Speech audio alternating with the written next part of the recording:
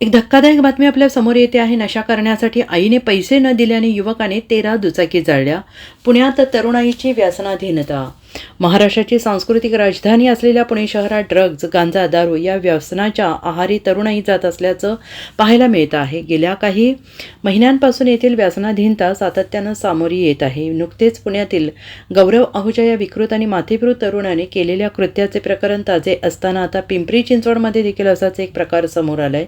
नशा करण्यासाठी मागितलेले पैसे आईने न दिल्याने एका 27 वर्षीय तरुणाने सोसायटीमधील रहिवाशांच्या 13 दुचाकी पेटवून दिल्याची धक्कादायक घटना उघडकीस आलेली आहे. मला पैसे द्या, नाहीतर मी सोसायटीत लावलेल्या तुमच्या दुचाकी पेटवून देईन, अशी धमकी त्याने आईला आणि लहान भावाला दिली होती.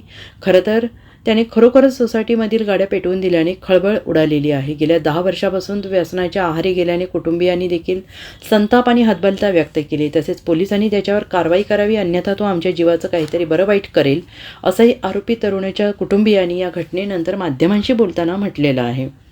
Bureau report, SBN Marathi, Pune.